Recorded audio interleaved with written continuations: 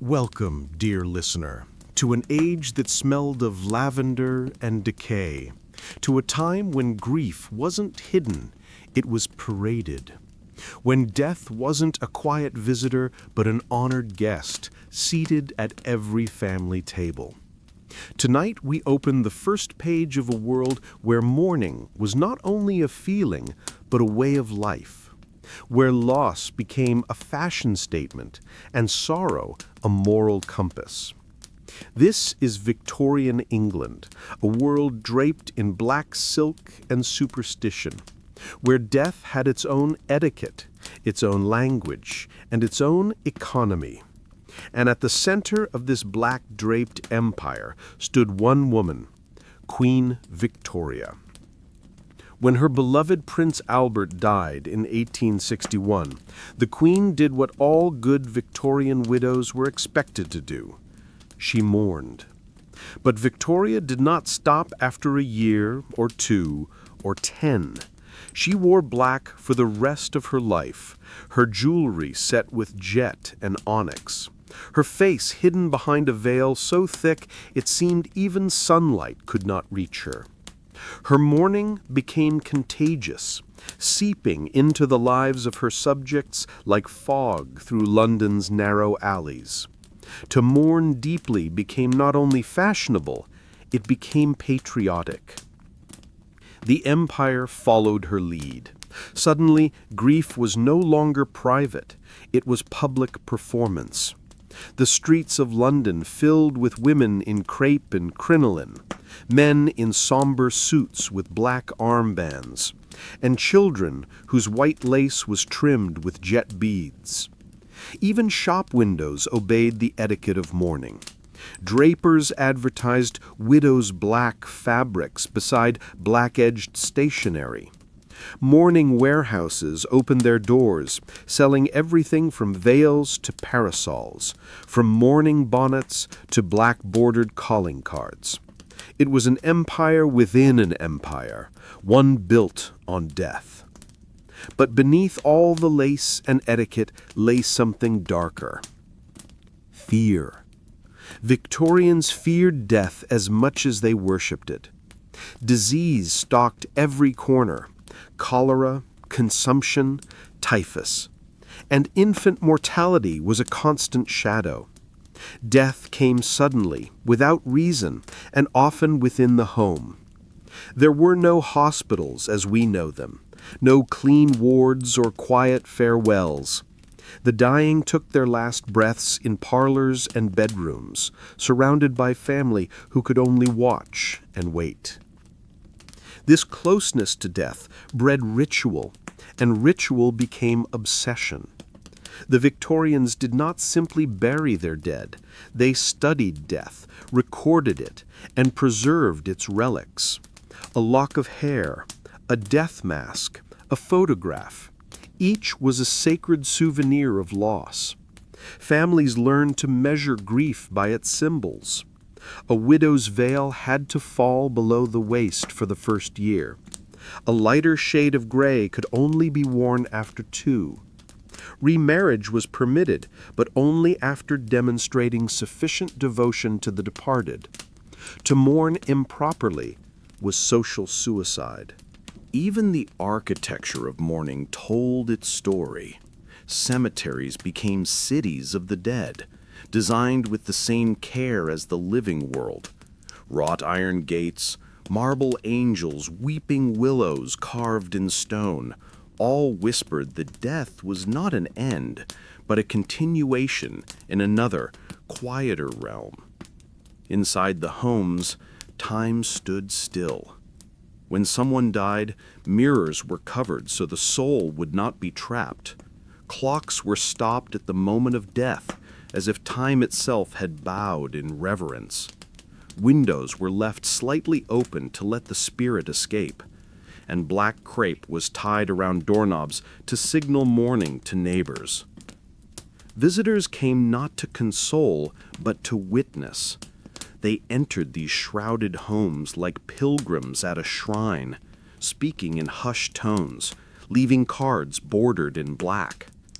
Grief had rules, and every rule had meaning. In many ways, the Victorians turned death into art, an art of remembrance, an art of fear. To them, death was not the opposite of life, but its shadow twin, and the line between the two was far thinner than we imagine. Every photograph of a sleeping child might have been taken post-mortem. Every piece of jewelry might have been woven from the hair of the dead. Every whispered prayer at night might have been meant not for God, but for someone buried beneath the frozen earth outside the window. The Victorian age was not merely an era of industry and empire, it was an age obsessed with endings, yet terrified of what came after.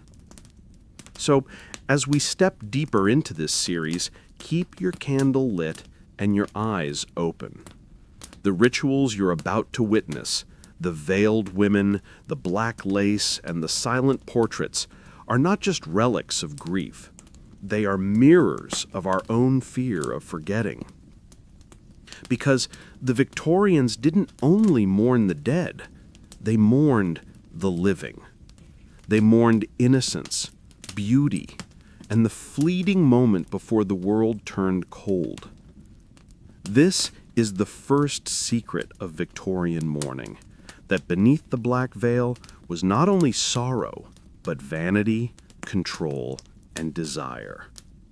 And as we turn to the next chapter, we'll step behind the curtains of the mourning industry, where grief itself became a business.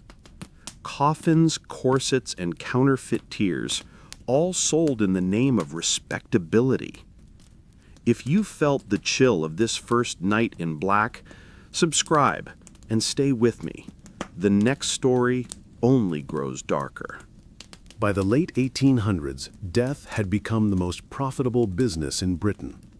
Every tear, every sigh, every fading heartbeat had its price, and the Victorians paid it gladly. When Queen Victoria's eternal mourning set the tone for the nation, merchants across London found a new gold rush: grief. Shopkeepers who once sold ribbons and perfumes now sold black crepe, mourning brooches, and jet beads mined from the coasts of Whitby. Entire districts hummed with the sound of commerce built upon loss. In the heart of the city, streets like Regent and Oxford filled with the dim gleam of black silk in every window. Drapers called their displays mourning emporiums, their shelves lined with fabrics that seemed to drink the light from the room. There was no tragedy so small it couldn't be marketed. Mourning warehouses offered full packages for the bereaved, promising everything from funeral attire to stationery bordered in black. If your husband died suddenly, you could have a widow's wardrobe delivered to your door in 24 hours. Hat, gloves, veil, fan, even handkerchiefs edged in midnight lace. Prices scaled with status. For the middle class, grief was not just an emotion, it was a form of social performance. One had to prove one's respectability through the quality of one's sorrow. Behind the shop counters stood a new class of entrepreneurs: undertakers, embalmers, and suppliers of death. Once humble carpenters or tailors, they became the unseen aristocracy of mourning. They managed everything from the closing of the corpse's eyes to the design of the family's mourning coach. The best of them were artists of illusion, masters of the final tableau. They could make a body appear peacefully asleep, its lips tinted with rose, its hands arranged upon the breast as if waiting for resurrection. Competition was fierce. Business cards for undertakers were printed with black borders and adorned with angels, crosses, or the Latin phrase memento mori, meaning, "Remember, you must die." Showrooms displayed the latest in coffin designs: polished mahogany lined with velvet, adorned with silver handles and nameplates. Mourning coaches gleamed in the streets, their horses draped in black plumes that shook like feathers of ravens. And as the industry grew, so too did the etiquette surrounding it. Society ladies obsessed over mourning catalogs as though they were fashion magazines. How long must one wear deep mourning? When could one move to half mourning, the softer shades of gray and lilac? What jewelry was proper? What colors of ribbon would appear tasteful, not vain? To err in mourning was to commit a moral offense. A widow who laughed too soon, who wore color before the prescribed year, risked exile from polite society. In the drawing rooms of London, grief became theater. Servants were expected to mirror their master's mourning, black bands on their arms, black ribbons on their bonnets. Letters of condolence were written in careful script on mourning paper edged with black ink, as though words alone might stain the soul. Even postage stamps were printed in darkened hues, as if death had touched the mail. Yet the grandest stage of all was the funeral itself. It was here that mourning met spectacle, and spectacle met commerce. Families vied to outdo one another in displays of devotion. Coffins were paraded through the streets in glass-paneled carriages so the public could gaze upon the dead one last time. Processions stretched for blocks, filled with hired mourners, professional weepers, men and women paid to cry. Behind them rolled carriages of relatives, their faces veiled, their hearts heavy, or perhaps only disciplined by duty. For the wealthy, funerals became expressions of power.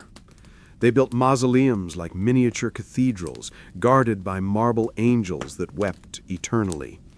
For the poor, there were penny funerals, cheap burials that promised dignity in death, even if life had been spent in hunger. In every case, death was a transaction. The Victorian obsession with appearance made it impossible to separate grief from vanity. Mourning was performed not only for the dead but for the living, to show piety, restraint, and moral virtue. Women were told that visible suffering was beautiful, even holy. Manuals advised them to bear sorrow gracefully, to let tears adorn the face like dew upon a rose. The more delicate the sadness, the more admired the mourner. But behind these polished rituals lurked darker motives. For many, mourning was a means of control. Widows were expected to vanish from society for years, their lives reduced to memory and obedience. Men, on the other hand, were permitted to remarry quickly, to move from grief to convenience with little scrutiny. The industry profited from this imbalance, selling endless waves of garments and trinkets to women bound by unspoken rules.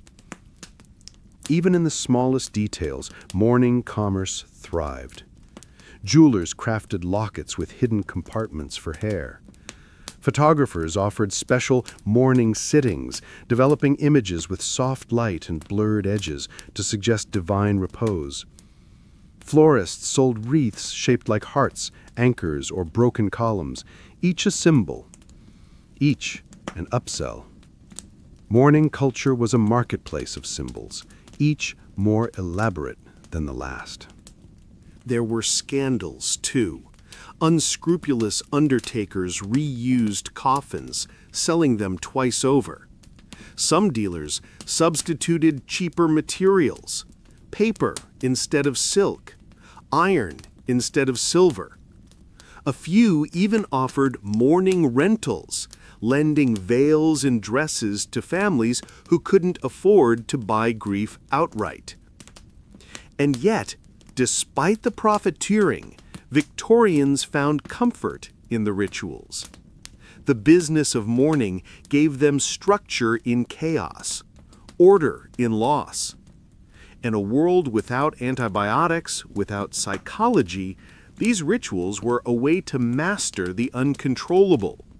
The commerce of sorrow, for all its cynicism, gave the illusion that death could be managed, measured, dressed, and put away neatly, like folded crepe in a box.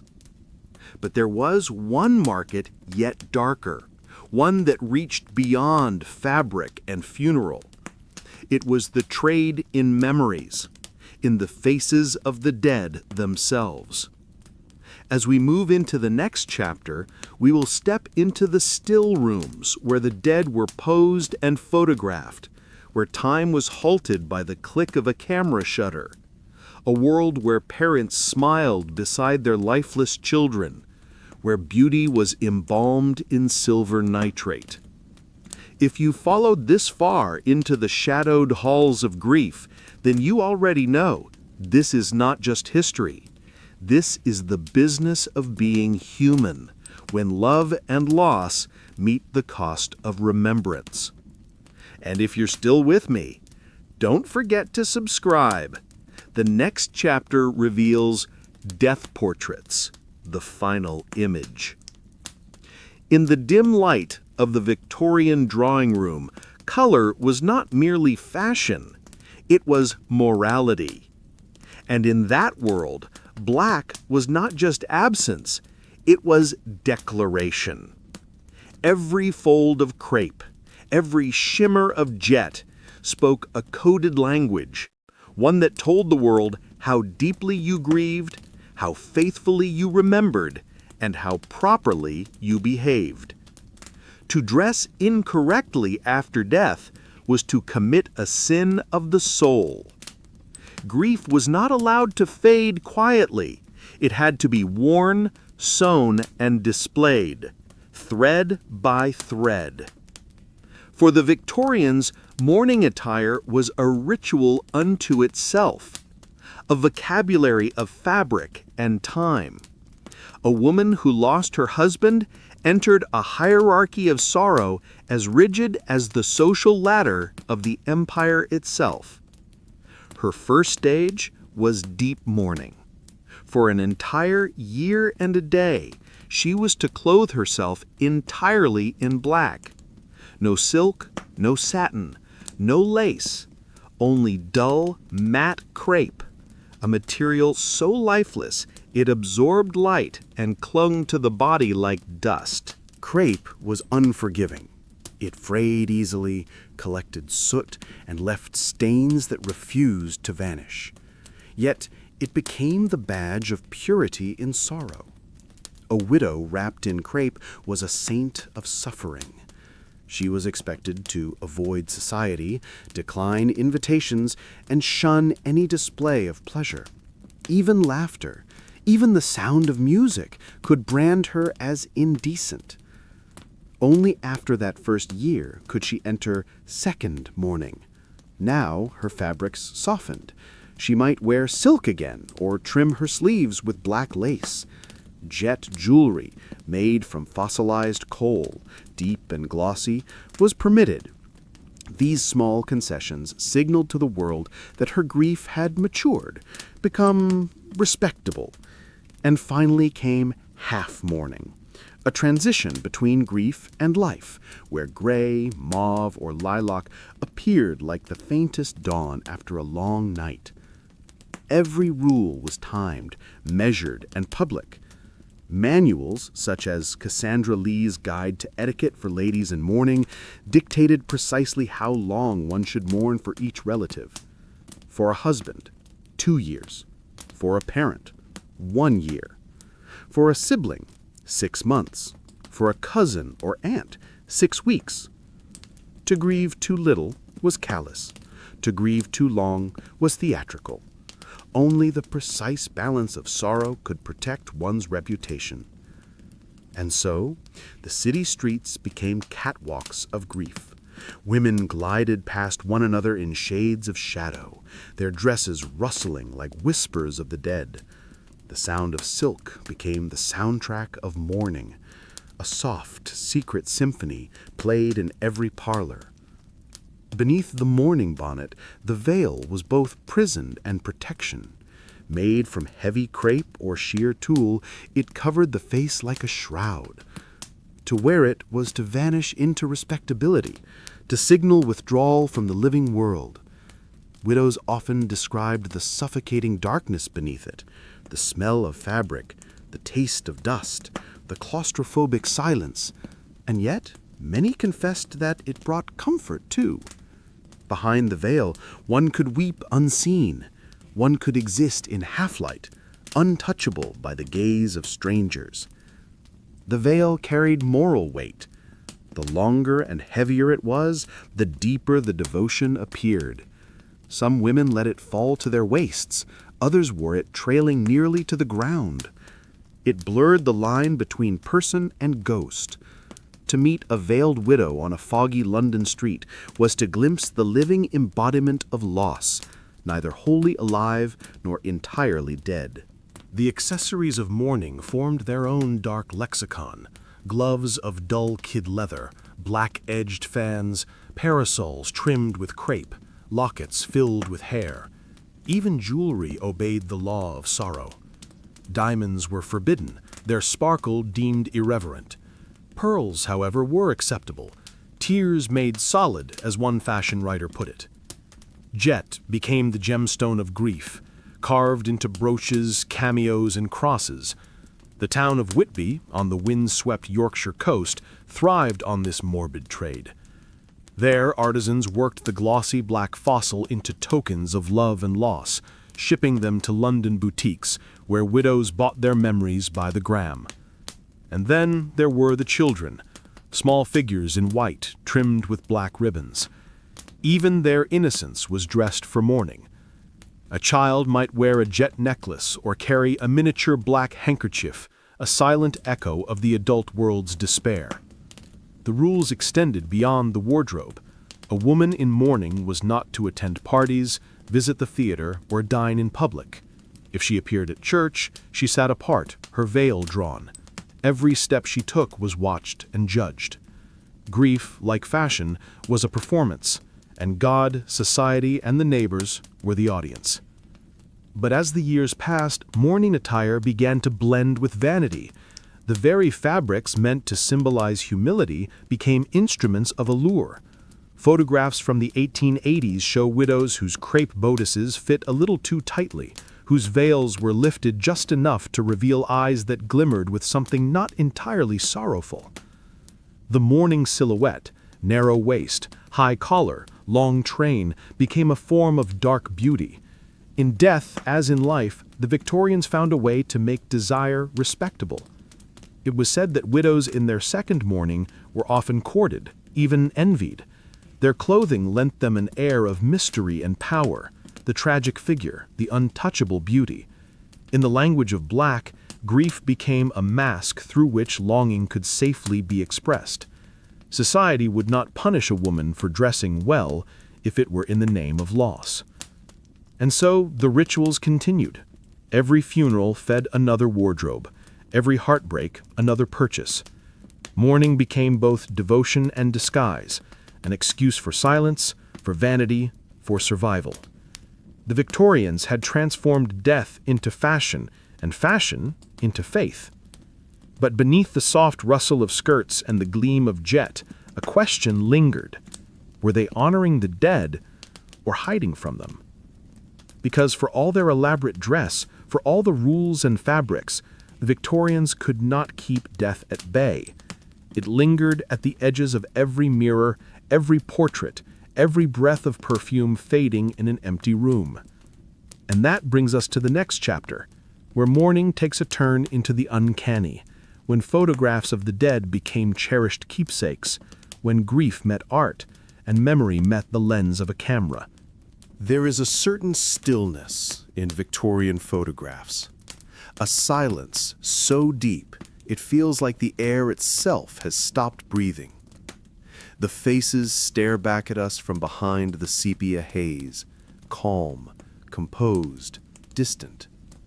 But if you look closely, too closely, you might notice the stiffness of a hand, the unnatural glassiness of the eyes, the faint props holding a figure upright. Because not everyone in those portraits was alive. In the age before cameras became ordinary, a photograph was more than an image. It was an act of preservation. For many Victorian families, it was the only way to hold on to the fleeting face of a loved one. The technology was slow and expensive. Exposures took minutes, and subjects had to remain perfectly still.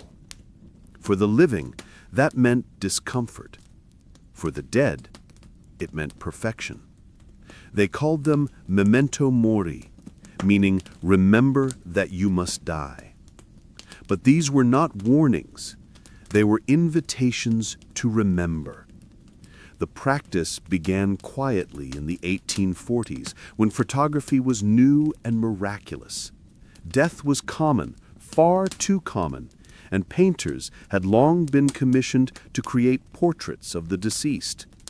But photography democratized memory. Even middle-class families, who could never afford a painted likeness, could now keep their dead in a tangible, almost sacred form.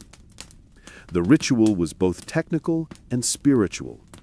Once a person died, a photographer was summoned, often within hours. He arrived with a wooden camera, heavy plates, and chemicals that burned like vinegar. The body was washed, dressed in its finest clothing, a Sunday suit, a white dress, perhaps flowers in the hair. The family arranged the corpse in a chair or laid it upon a couch as if sleeping. Sometimes the eyes were closed. Other times they were painted open on the final print, a trick both unsettling and tender. Mothers cradled their lifeless children for one last photograph. Husbands posed beside wives who had died giving birth. Infants, too small for words, were propped upright in tiny carriages, their faces serene, their bodies wrapped in lace.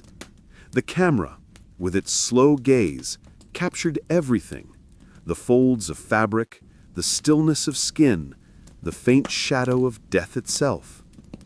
To modernize, these images appear morbid, but to Victorians, they were acts of love.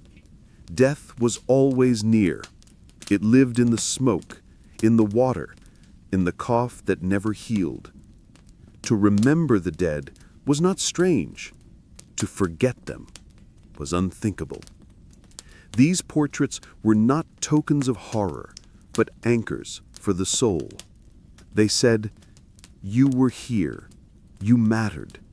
You are still ours." Photographers developed a specialized skill for these somber commissions. They carried stands to hold heads upright, rods to support limbs, mirrors to reflect natural light on pallid faces.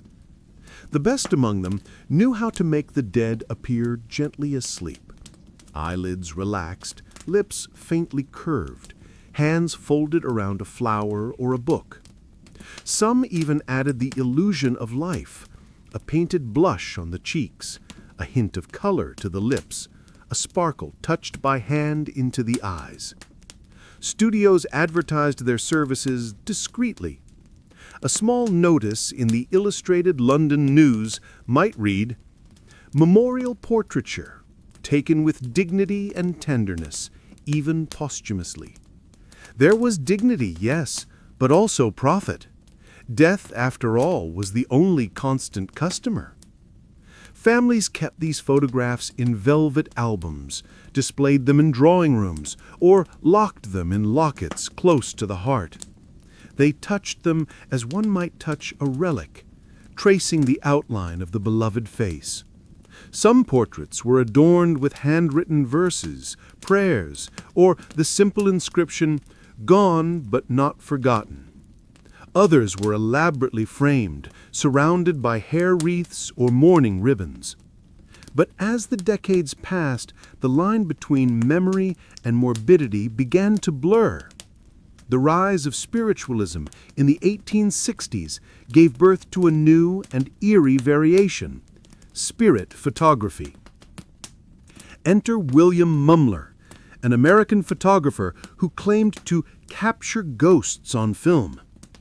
Clients came to him with grief still raw, longing for proof that death was not the end. When the plates were developed, faint figures appeared hovering beside the living, wisps of translucent forms, sometimes recognizable as the lost. His most famous sitter was Mary Todd Lincoln, widow of Abraham Lincoln, who believed she saw her husband's spirit resting a hand upon her shoulder. Whether trickery or miracle, the effect was undeniable. People wanted to believe. Grief demanded evidence, and the photograph offered it. In Britain, the fad spread quietly but fervently. Photographers began to double expose images, creating faint shadows that hinted at the unseen. The Victorian appetite for mystery and mourning was insatiable. Families began to whisper that a good portrait could keep a soul at peace, that without a final image, the dead might wander. And so the camera became a ritual of closure. The act itself was tender, reverent, almost liturgical. The photographer worked in silence while the family waited outside. Sometimes a mother would stay, unable to leave her child. She would smooth the hair, whisper a lullaby, and then step aside as the shutter opened and closed.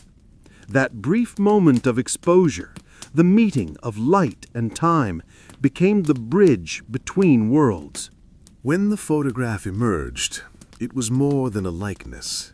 It was a resurrection of sorts. In a time before sound recordings, before moving pictures, this was immortality in its purest form. The ability to see again what the earth had already claimed. But not everyone approved. Clergymen condemned post-mortem photography as vanity. Newspapers called it the trade of grief. Some doctors even warned of the psychological harm it might cause, arguing that holding on too tightly to death kept the living trapped in mourning. Still, the practice endured. In every town there were families who could not let go, who kept the image of the dead on the mantelpiece, beside flowers that would one day fade the same way. The photographs themselves, faded now and curling at the edges, remain hauntingly beautiful. Each one is a message across time, the living reaching toward the stillness, the dead looking back through the veil. The Victorians had found a way to cheat death, not through science, but through sentiment. And though their world has vanished, their faces remain eternal and unblinking. In the next chapter, we move from images to relics, to the strange and intimate world of hair jewelry, where mourning became touchable, tangible, woven into gold and silver. If you've walked this far through the galleries of the dead, stay close. The next story will let you hold a piece of the past in your hands. Subscribe and keep the candle burning. The Victorians lived in a world where death brushed against life like a cold wind, constant, familiar, inescapable. But they did not turn away from it. They reached for it, held it, wove it into bracelets, brooches, and wreaths. Tonight, we open a small box lined with velvet. Inside, a lock of hair, pale, delicate, coiled into a perfect braid. It is not a lover's token, though it might once have been touched with love. It is a relic, a piece of someone gone. In the 19th century, hair was not merely adornment. It was identity, intimacy, the essence of a person.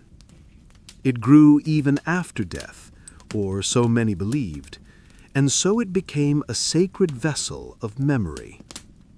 A strand of hair could outlast flesh, bone, and name. And so when death took a loved one, families clipped a lock before burial, sometimes discreetly, sometimes as part of the ritual itself. It was the last touch before the coffin closed, a gesture of keeping, of refusal to let go. From these locks grew one of the most beautiful and macabre crafts of the Victorian age, mourning jewelry.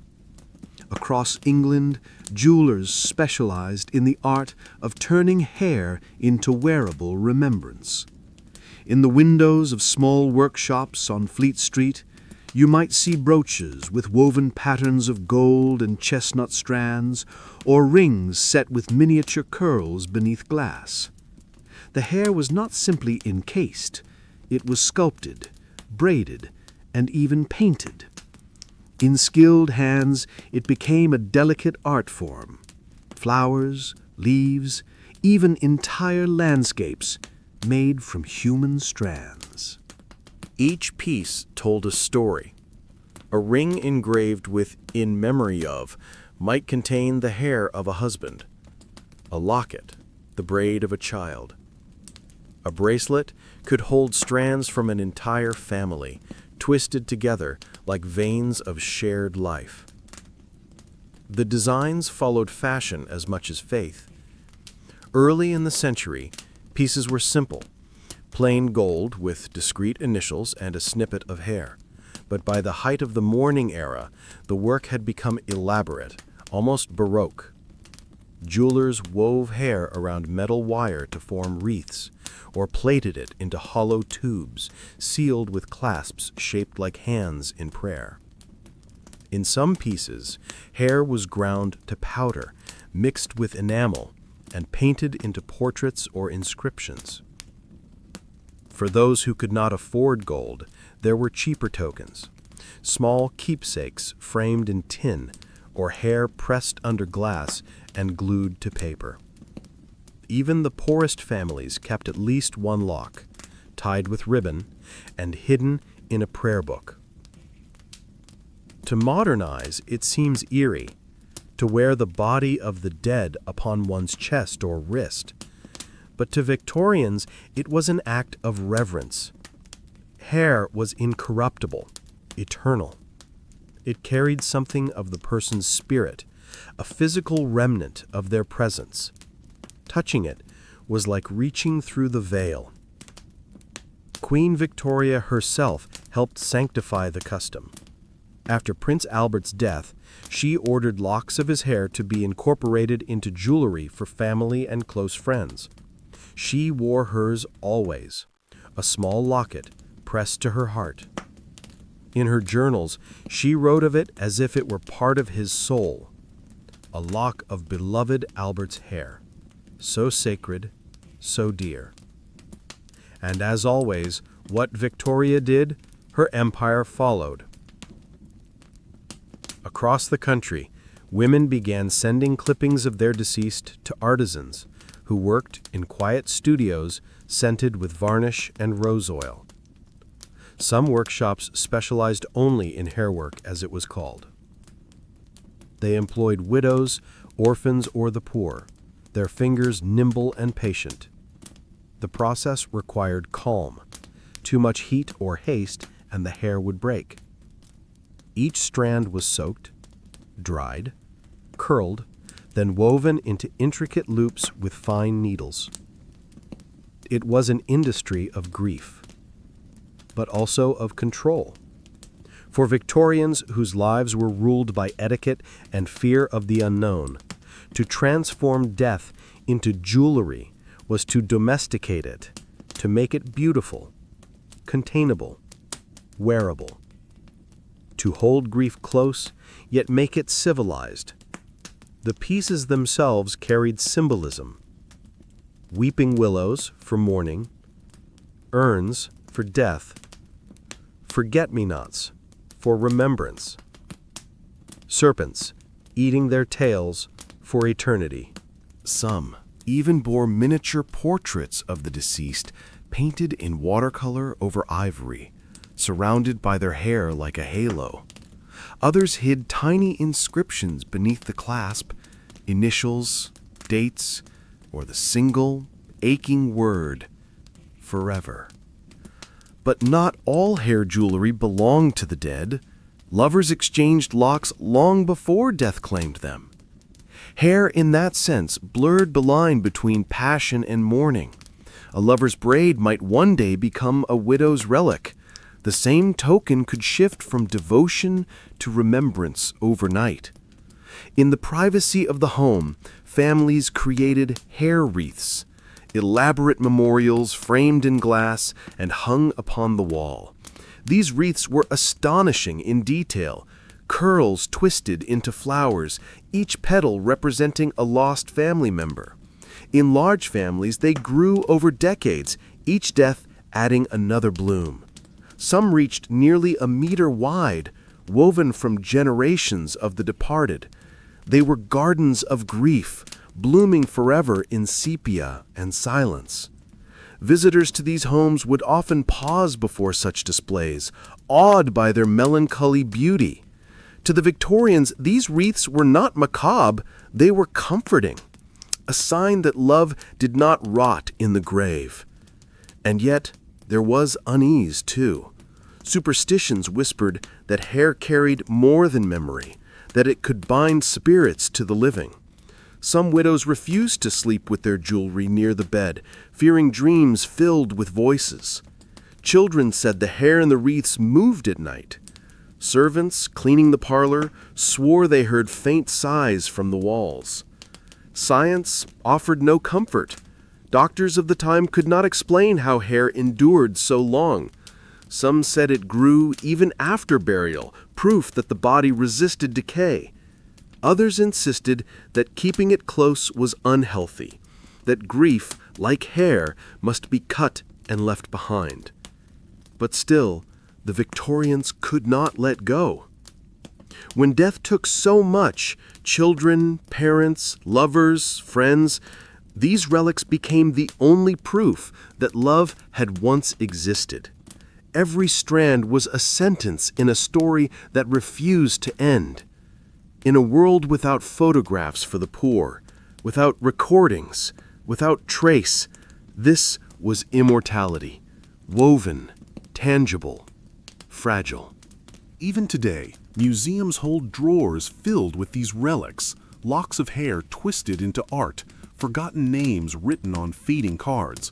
They sit in the dark, untouched, yet whispering of the hands that made them. Each one carries a human story, trapped forever between tenderness and terror. The Victorians, more than any generation before or since, tried to negotiate with death, to make peace with it by making art from its remains. They believed that by preserving what the earth could not claim, they might cheat oblivion, if only for a little while.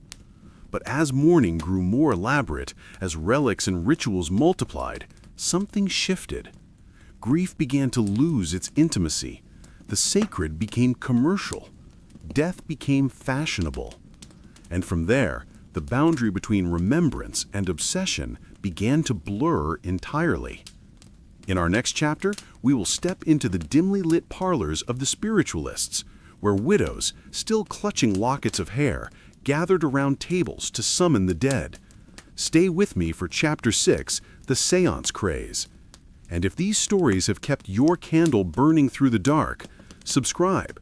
The voices of the past are calling, and the next one may answer back. London, 1872. A thick fog rolls through the city, swallowing the sound of hooves and lantern light. In a narrow townhouse on Bloomsbury Street, a group of mourners sit in silence around a polished mahogany table. The curtains are drawn, the clock stopped. A single candle burns in the center, its flame trembling as though from breath that isn't there.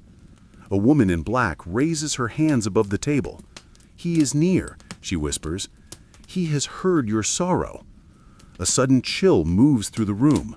A glass trembles. Somewhere in the shadows, someone gasps. This was the world of the Victorian séance, half faith, half theater, and entirely born of grief. After the death of Prince Albert in 1861, Queen Victoria retreated into mourning so deep that it seemed no living hand could reach her. But one movement claimed it could: spiritualism, the belief that the dead could speak to the living through mediums. What began as an American curiosity spread across the Atlantic and took firm root in the anxious soil of Victorian England. For an empire built on reason and progress, the séance was an act of rebellion, a place where the rational gave way to the unknown. and yet it flourished in drawing rooms, parlors, and even royal chambers. The Victorians, for all their industry and intellect, were haunted by their dead and desperate to hear them again. The first séance circles were small, domestic, and deeply emotional. A mother might gather her surviving children around a table to ask a lost son for a sign. A widow might beg a medium to describe her husband's face. Messages were spelled out letter by letter through knocks on the table, one for yes, two for no. Then came the raps, mysterious sounds that seemed to come from within the walls or beneath the floorboards. Some claimed to see ghostly lights or feel hands brush their shoulders in the dark. And people believed, because belief was the only thing left to hold on to. The practice spread through every level of society. The poor found comfort in parlors led by self-taught mediums. The middle classes hosted séances as evening entertainments, somewhere between devotion and diversion. Even the educated were not immune. Scientists, writers, and philosophers attended sittings with curiosity or secret hope. In Manchester and Liverpool, itinerant mediums advertised their services on printed cards, messages from the spirit world, comfort for the bereaved. In London, famous figures like Sir Arthur Conan Doyle, the creator of Sherlock Holmes, became vocal defenders of spiritualism. To him, the unseen world was not superstition, but proof of a larger truth, that death was not an end, but a doorway. But behind the velvet curtains, trickery thrived. Many séances were nothing more than performances. The spirit voices were often produced by accomplices hidden behind screens. Tables moved by invisible forces, forces that turned out to be hidden wires or nimble feet. The faint glow of a ghostly hand might be nothing but a muslin glove painted with phosphorescent powder. And yet, for every fraud exposed, two more rose to take their place. Because it wasn't about proof, it was about need. In an age when death was constant and comfort rare, spiritualism offered hope where religion had grown rigid. Traditional Christianity promised heaven, but not conversation. Spiritualism promised dialogue, immediacy, a whisper in the year of the living. It transformed death from something final into something social. There were séances for children, for soldiers lost in war, for lovers separated by the grave. Newspapers published accounts of the most remarkable sittings, describing voices, scents, and even touches from beyond. Skeptics called it hysteria. Believers called it healing. The séance became a ritual of mourning as structured as funeral dress. It had its own etiquette, the circle, the silence, the candle, the invitation.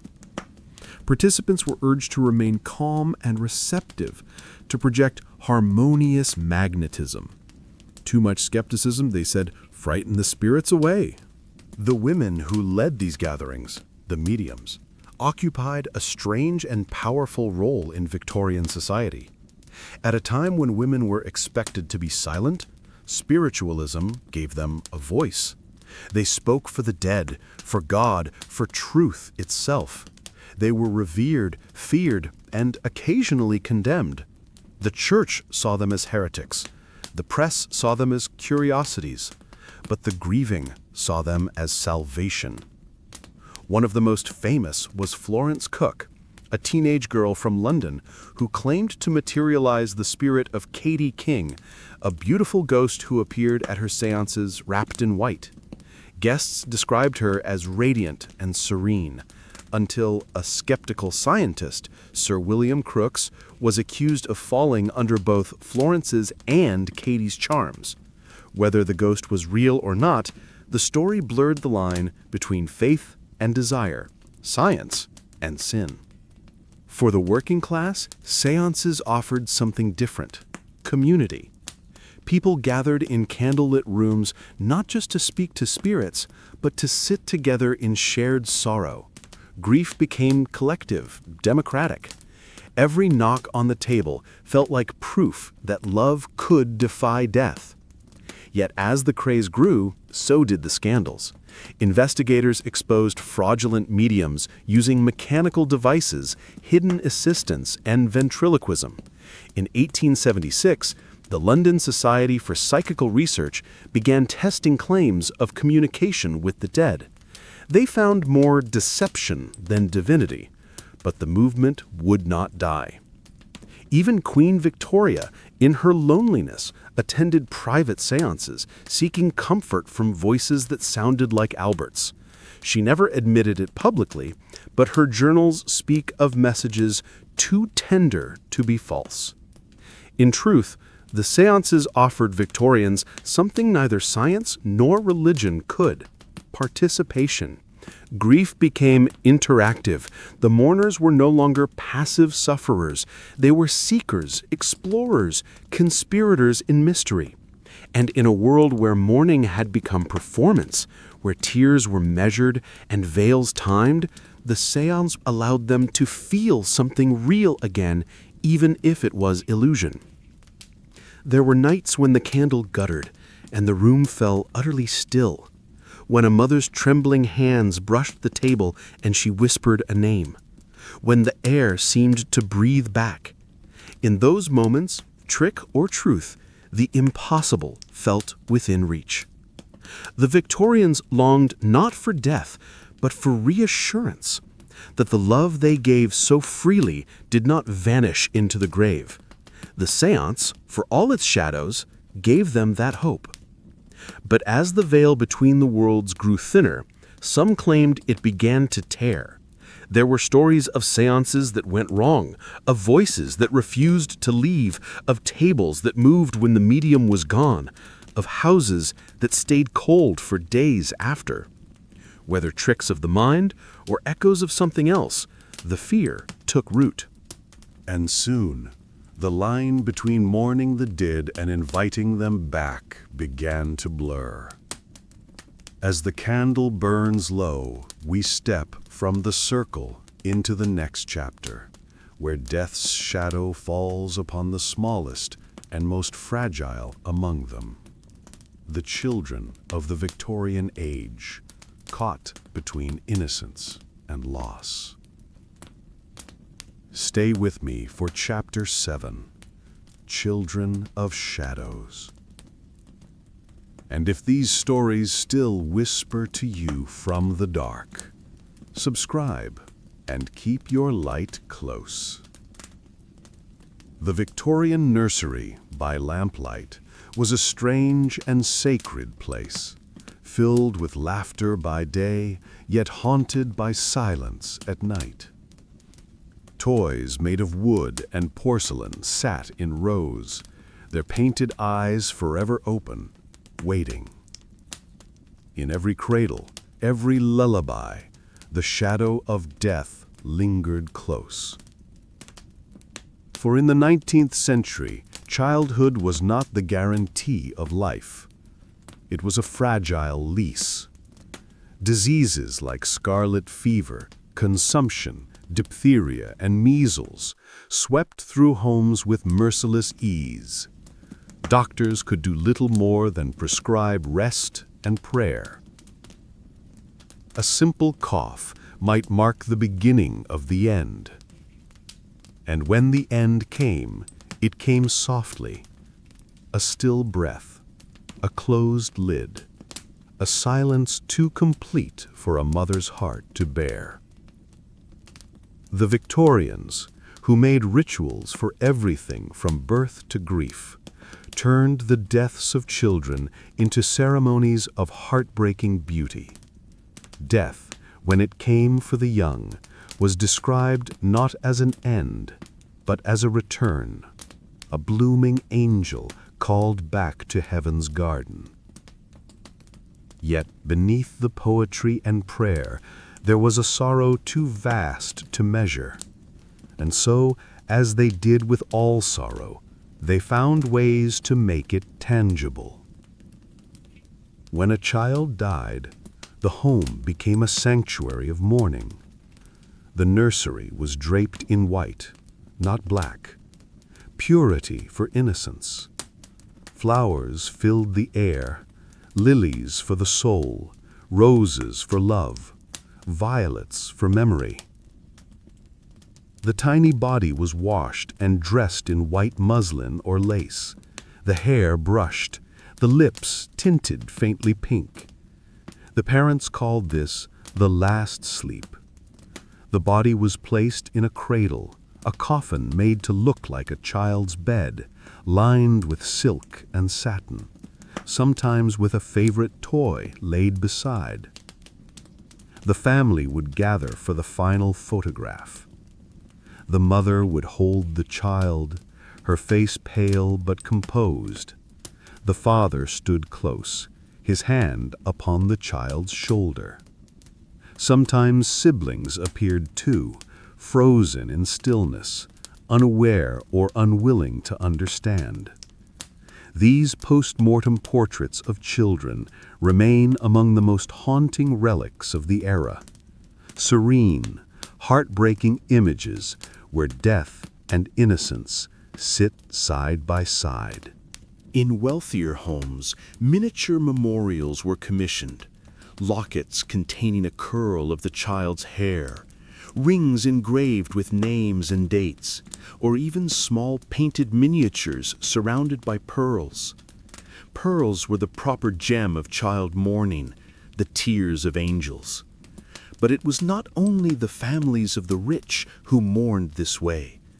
In the cottages of factory towns and mining villages, mothers kept tiny relics too.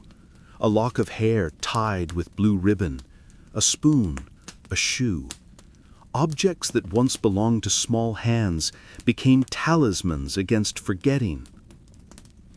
The Victorians' faith told them that children who died young were blessed, untouched by sin, safe in heaven. But their hearts told them otherwise. They built rituals to fill the void, to make the unbearable bearable. Funerals for children were quieter, gentler. Instead of black horses and plumed coaches, white carriages drawn by pale ponies carried the small coffins through cobbled streets. The mourners, too, wore white. Neighbors lined the roads with flowers. Bells tolled softly. Sometimes the local choir sang "Safe in the Arms of Jesus." It was said that no sound in England was sadder than a child's funeral hymn drifting through fog. And yet, amid this devotion to beauty, there was unease. The Victorians lived with contradictions. They worshipped innocence, but they feared the ghost of a child more than any other. In the dim hours after dusk, servants whispered of tiny footsteps in hallways, toys that moved, or voices calling from empty rooms. Superstitions warned that if a mother clung too fiercely to grief, her child's spirit would linger, unable to find peace. So families learned to ritualize letting go. On the child's first birthday after death, mothers placed a toy on the grave. On the second, they left flowers. By the third, the toy and flowers were replaced with silence. It was a form of slow release, the heart learning, inch by inch, how to survive its own emptiness. Writers and artists of the era turned this private grief into art. Poets like Christina Rossetti and painters like John Everett Millais created works suffused with melancholy. Millet's Ophelia, her face serene as she floats among flowers, became an emblem of tragic beauty. The childlike woman returned to nature. Death became aestheticized, sorrow fashionable. Even in literature, the dying child became a trope. Think of Little Mel in Dickens' The Old Curiosity Shop, whose demise moved readers to tears across Britain. Victorians wept for fictional children as they wept for their own. But behind the sentiment was something darker, a cultural fascination with purity preserved by death. The Victorians saw in the dead child a symbol of spiritual perfection, untouched by adult corruption. They began to photograph, paint, and memorialize this idea so fervently that innocence itself became an object of worship. It was grief turned into iconography. Sometimes the child was posed with open eyes painted afterward to look alive, or with flowers arranged in a circle around the head, mimicking halos. These images blurred the line between sleep and death so completely that some viewers mistook them for ordinary portraits. For parents, that illusion was mercy. In homes where multiple children were lost, and there were many, mourning became a way of life. Some mothers dressed in black for decades, their surviving children growing up under the shadow of perpetual loss. Mourning became inheritance. Not all could bear it. Doctors of the time began noting what they called pathological grief, a condition of the mind where sorrow refused to fade. They wrote of women who claimed to see their children's faces in mirrors or hear their laughter in the wind. Some of these women were institutionalized, victims not of madness, but of mourning in a society that encouraged grief to the point of obsession. Still, there were those who turned loss into purpose. Nurses, midwives, and charity workers built orphanages and hospitals in memory of lost children. Others adopted or fostered in the name of those who were gone. Death, in this way, became a strange form of rebirth, sorrow transmuted into service. And so the cycle continued. Life, death, memory, ritual. Each new loss added another petal to the great Victorian wreath of mourning. To walk through a Victorian cemetery today, among its lamb-carved headstones and angel statues, is to feel their presence still. Beneath every name, a story of a small life held briefly, mourned deeply, and immortalized in ritual. These were the children of shadows, whose short lives shaped the rituals of an entire age. Their memory taught the Victorians that even death could be adorned, softened, and perhaps made beautiful. But beauty has its price. For some, mourning became not a comfort, but a prison. A way to live forever with ghosts. London, 1883. The fog was heavy, and the streets smelled of rain and coal smoke. Outside a row of narrow townhouses, black horses stamped their hooves, their heads adorned with towering plumes of ostrich feathers that swayed like ravens in the wind. Their harnesses gleamed with silver buckles. The driver, dressed entirely in black, even his whip wrapped in crepe, waited silently for the signal.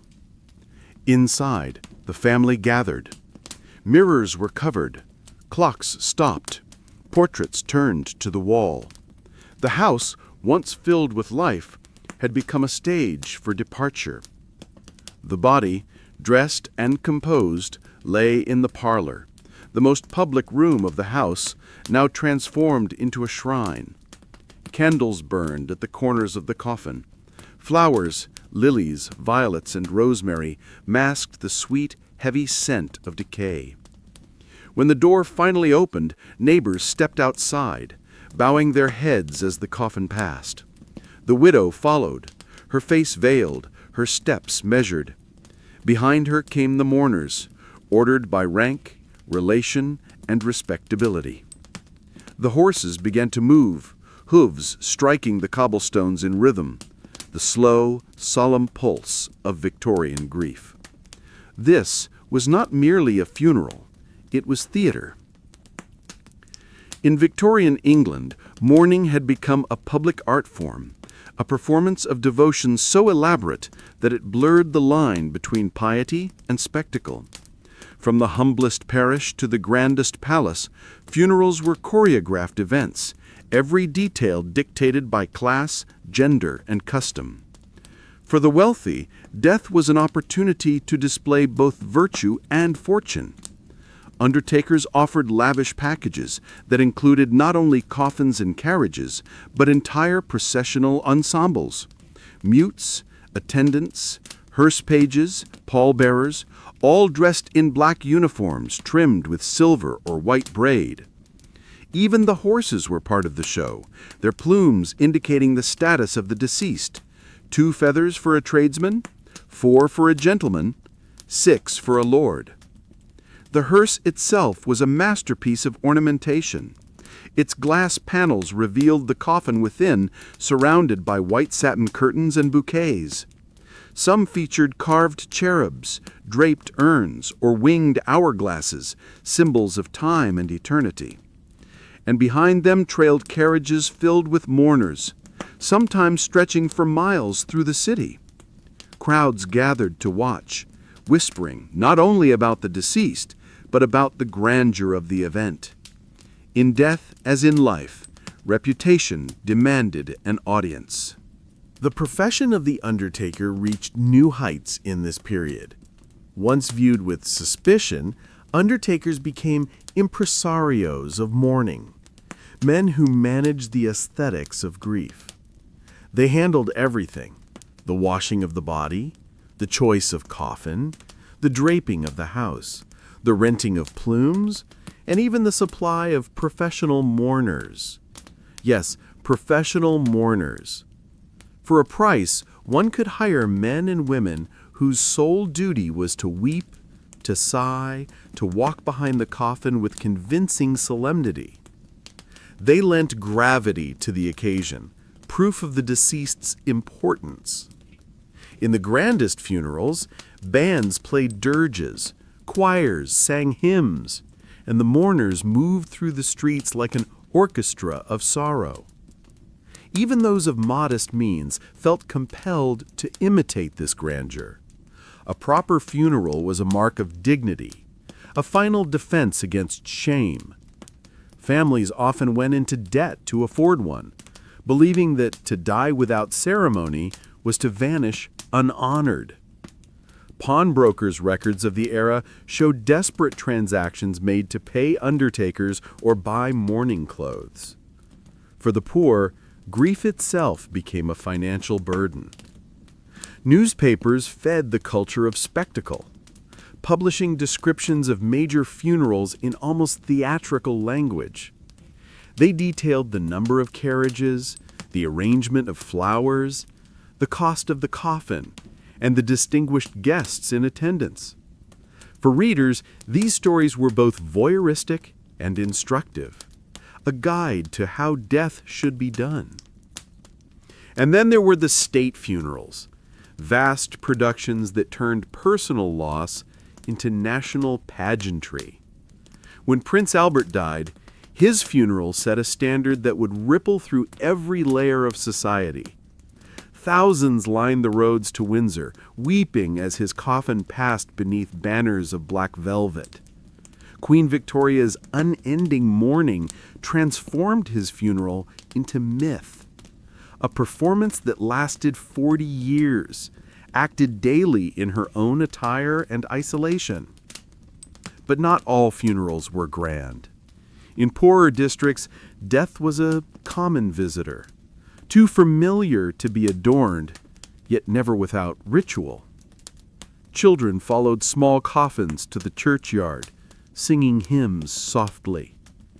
Women stood in doorways, their aprons pressed to their faces. Even here there was performance, not of wealth, but of respect. To carry oneself solemnly, to weep visibly, was to honor the dead as best one could. In both rich and poor ceremonies, mourning had its own choreography. At gravesides, men removed their hats, women bowed their heads. The lowering of the coffin was the climax, the final act, often accompanied by sobs or fainting. Afterwards came the procession home, the slow return to life. For some, the spectacle provided genuine solace. The ritual gave shape to chaos. It turned grief into something that could be seen, measured, and managed. But for others, it became hollow, a display stripped of meaning, where appearances mattered more than emotion. Writers of the time began to criticize the funeral extravagance of the age. Charles Dickens called it a show of sorrow without its heart. Still, the show went on. Theaters even borrowed the aesthetics of funerals, black drapery, solemn music, candlelight, for dramatic effect. Mourning entered fashion, art, and advertising. Death was no longer hidden, it was curated. The Victorians had mastered the performance of loss, and they wore it like costume. Even cemeteries became stages. The newly built garden cemeteries of London, Highgate, Brompton, Kensal Green, were designed not as fields of decay, but as landscapes of eternal beauty. Winding paths, towering angels, and mausoleums in Gothic or Egyptian style transformed burial grounds into open-air galleries. Families visited on Sundays as if visiting living relatives, tending graves, arranging flowers, conversing softly with the dead. Death had become social. And yet, amid the pomp and precision, something quiet persisted. The private grief beneath the public mask, the widow behind her veil, the mother clutching a photograph in her pocket, the mourner who walked behind the procession not for duty or debt, but because love demanded presence. Every performance, no matter how grand, began and ended with that, the simple human ache that no pageantry could erase. By the century's end, criticism of the funeral spectacle grew louder. Reformers called for simplicity, dignity without excess. But the taste for theatrical mourning would not die easily. Even into the early 1900s, London streets still echoed with the rhythm of hooves and the slow toll of bells, a nation still acting out its sorrow in full costume. In truth, the Victorians were not obsessed with death so much as terrified of its silence. The pageantry, the rituals, the endless choreography, all were ways of keeping the world from going dark too quickly. Every funeral was a story told to the living. We mattered. We were loved. We will be remembered. But memory, like performance, fades with time. Flowers wilt, veils thin. Even the grandest funerals sink into the earth's quiet. And so, as the curtain falls on this chapter, we step from the streets back into the parlor, where grief is measured not by grandeur, but by rules. The manuals that dictated every breath of mourning. In Victorian England, even grief had manners. It was not enough to feel sorrow, one had to feel it correctly. Every sigh, every tear, every fold of black fabric was governed by an invisible hand, the mourning etiquette books. These small, leather-bound volumes sat in parlors and writing desks beside Bibles and hymnals. Their titles sounded gentle: The Guide to Etiquette for Ladies in Bereavement, The Proper Observances of Mourning, How to Grieve with Grace, but within their pages lay rules as sharp as razors. They dictated when one could leave the house, when one could speak to neighbors, when a widow might lift her veil or accept a letter. They measured emotion like time, in months, in shades of gray. Victorian society loved order. In a world of industrial noise and moral anxiety, etiquette promised control, And nowhere was that control more absolute than in mourning. To mourn properly was to prove one's virtue. It signaled discipline, devotion, and above all, respectability. In the rigid class hierarchy of the 19th century, a widow's black dress was as much a moral statement as a social one. The mourning manuals ensured that every household, from duchess to dressmaker, knew exactly where it stood in the theater of sorrow. The rules began the moment death entered the home. Clocks were to be stopped immediately. Mirrors covered with dark fabric. The doorbell muffled. Family members were to refrain from laughter, from song, even from loud conversation. Meals were eaten in silence or delivered discreetly by servants.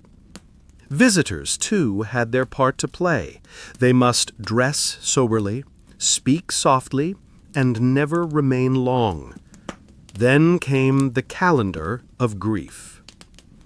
According to the most influential guides, particularly Cassell's Household Guide and Etiquette of Good Society, mourning was divided into precise phases. Deep mourning, 12 months for a husband or wife, 6 months for a parent. Only dull black crepe was permitted, no jewelry, no ornament. Second mourning, half that time again, allowing silk or bombazine, simple jet jewelry, and black lace. Half mourning, the final stage, where gray, lilac, or mauve were cautiously reintroduced, the symbolic easing of sorrow into life. These transitions were not private choices, they were public announcements. When a woman emerged from her home wearing lavender instead of black, she declared to her community that she was ready to live again. If she did so too soon, tongues wagged. If she waited too long, she was accused of sentimentality or of holding on to grief as a form of vanity. For men, the rules were far simpler and far shorter. A black armband for 3 months sufficed for most losses. Society did not expect men to be the keepers of mourning. That burden, that art, belonged to women. The books instructed them in everything from dress to demeanor. A lady in mourning must be dignified but never theatrical.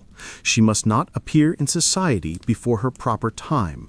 Her eyes may glisten with tears but must never be red or swollen. True grief is silent. In practice, this meant that women learned to repress even the most natural expressions of sorrow. They practiced composure before mirrors, ensuring that tears fell gracefully, not violently. Even letters of condolence were templates of etiquette. Manuals provided examples. My heart sympathizes with yours in this most solemn affliction, yet we must bow to the inscrutable will of Providence. Grief became language, refined, rehearsed, repeated. For the upper classes, mourning etiquette was not just emotional discipline, it was social armor. A poorly conducted mourning could ruin a reputation. Failing to wear the proper attire or attending a social event too soon suggested moral weakness. Even servants were expected to observe the hierarchy of loss. A butler might wear black gloves for a month after the death of his master, a housemaid a black ribbon. And of course, industry followed. Mourning warehouses sold everything a grieving family might need. Stationery with black borders, black-edged visiting cards, mourning handkerchiefs embroidered with initials. Etiquette books advised precisely how wide the black border should be, 1/2 inch for close relatives, 1/4 inch for more distant ones. Every detail was codified. Even the act of visiting a mourner was ritualized. One was to send a card beforehand, never arrive unannounced, and speak no more than necessary. One must not mention the name of the deceased unless the mourner did so first. To bring laughter into a mourning household was unthinkable. But beneath this formality lay exhaustion. Many Victorians, especially women, found themselves trapped in mourning for years. Some never emerged from it.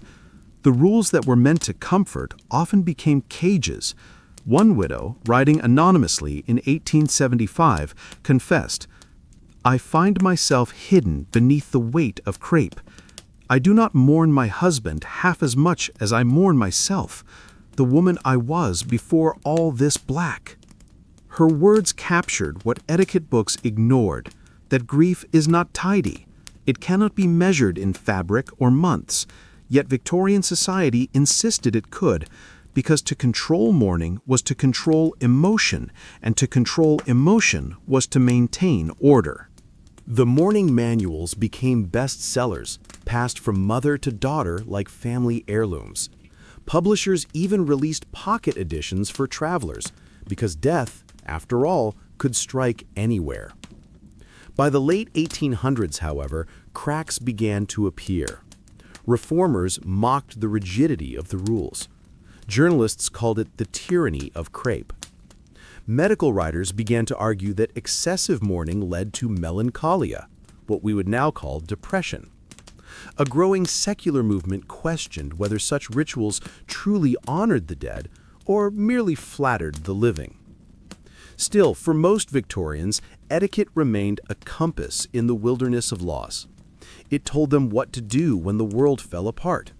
It gave structure where there was none. And perhaps, in its way, that was its mercy. But as the century drew to a close, new voices began to whisper.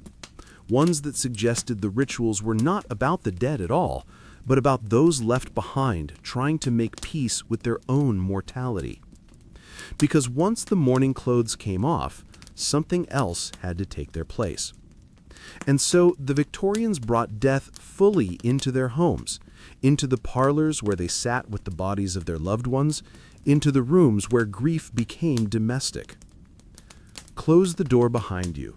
Draw the curtains tight. The air is heavy, sweet with the scent of lilies and wax. The clock has stopped. The fire burns low. On the table in the corner, a single glass of water trembles beside a candle. This is the Victorian death parlor, a room where time itself was asked to pause. Before hospitals and mortuaries took death away from the home, dying was a domestic event. Families expected to die where they lived, surrounded by those who loved them. There was no ambulance, no sterile ward. There was only the bed, the window, the whisper of prayers, and the weight of waiting. When death came, it came quietly, like a change of weather. The parlor, once a place for tea, reading, or social visits, transformed into a sanctum for the dead. Curtains were drawn to keep out sunlight. It was believed that too much light disturbed the spirit's passage. Mirrors were covered so the soul would not be trapped in its reflection. Clocks were stopped at the exact moment of death, a gesture that froze time out of respect and superstition alike. The ritual of preparation began immediately. The body was washed, perfumed, and dressed in its finest clothes, white for purity, black for solemnity.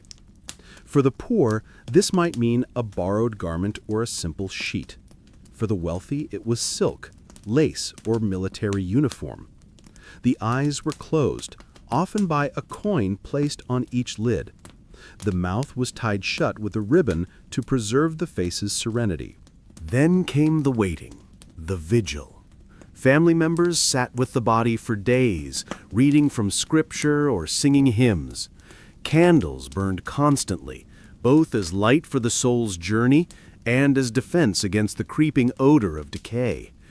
The smell of death was unavoidable, so Victorians disguised it with flowers, lilies, hyacinths, or violets, whose heavy perfume filled the room like a living fog.